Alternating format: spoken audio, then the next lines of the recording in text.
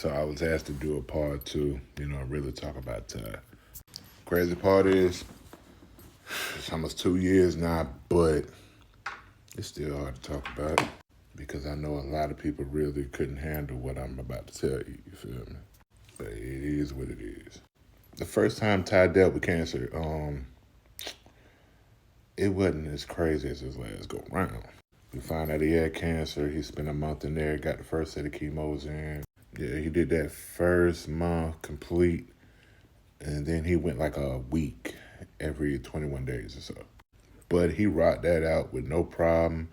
He had his days, but he rocked that out. And this second go round, I don't know, bro. It was just something about this one. Like, I watched this kid go from Super Bowl Sunday, Tampa Bay Buccaneers playing, we done made the Super Bowl feast, to the next day in the hospital because he went to the hospital that very night, 1 o'clock in the morning, with a fever. And his doctor came out of left field and was like, look, I'm glad y'all here because we were going to call y'all anyway and tell y'all that his cancer is back. And ever since then, it was hell on earth. Ty went from the dancing kid that y'all saw in the video in a matter of 4 months to a back brace, having to walk with a walker, with all the extra weight on him, not being able to even use the bathroom without assistance. Like, people really don't understand what me and my family, endured, bro.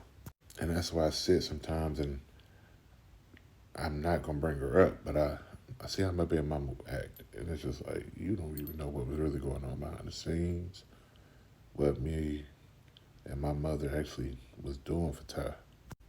Like I said, Ty went from dancing in those videos to being pushed around in his chair everywhere in the house with a back brace and a walker, bro. Like, I don't talk about it too much with too many people. I mean, this might be the first time I'm really talking about it, but the shit that we saw this kid go through, dog. I wouldn't wish that on nobody. Not even my worst enemy, not even my worst enemy, bro. Especially with my enemy with kids. I wouldn't wish that on nobody. And I honestly think Ty gave up. Like, the reason I put that chair together that's sitting over there right now is because the final day that Ty was here, my bad, the man outside cutting the grass. But the last day Ty was here was like my birthday, right? Before we got on that plane to go to DC. Me and him sat there, bro. And my dog couldn't even get out the house because it hurt his back to step down onto the ground. So I ended up staying here with him and told my mom to go grab us something to eat because, it's going to be his last little ride around the city and shit. And I literally sat here that entire time and cried with my dog, bro. Held my dog and cried with him because he was like, man, Dad, I just want this to be over. And I'm thinking in my head, which way do you mean over, bro? And then we got up to DC and he was walking again without the walker. And I'm like, okay, we making progress. What's up? God got us, we Gucci. And of course, y'all know when you put somebody in the bed for a couple days at a time, especially somebody who's been sore, who already has a back injury, they're going to get stiff. And from that point, Ty never walked again on his own. When we got up there, it was just up and downs. But Ty had more good than bad days up there in DC, but it just wasn't like home, you know?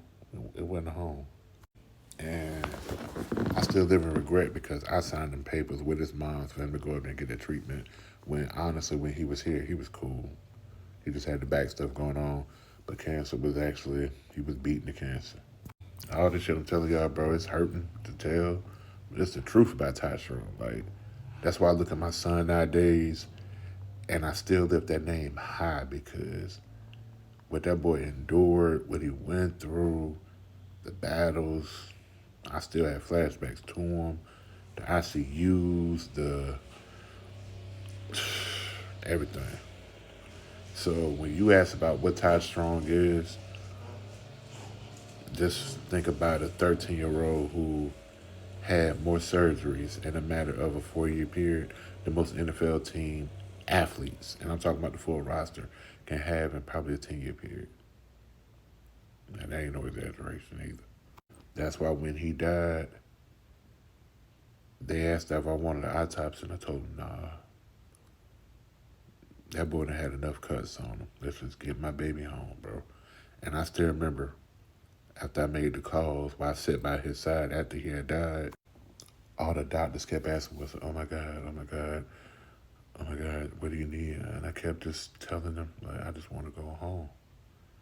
I don't know if it was a shock or what, but all I kept saying was, I just want to take my baby home, bro. But that's the story of TyStrong. Cut it down. I ain't talked too much about it since the day that kid died. Y'all just got a real story. But enjoy y'all day. Support TyStrong. Hey, man. Thank you. Because this was the final piece to my grievance cycle, which was telling the story of the kid. I know his spirit is here with me, and I know he probably looking at daddy being a punk. But that's my kid, and I still love him to this day. I love him to the day I'm buried right next to him, because we already bought the plots that's near him. So, yeah, y'all remain TyStrong. Support the group, support the gaming team, support everything we do. Ty, we love you and we miss you.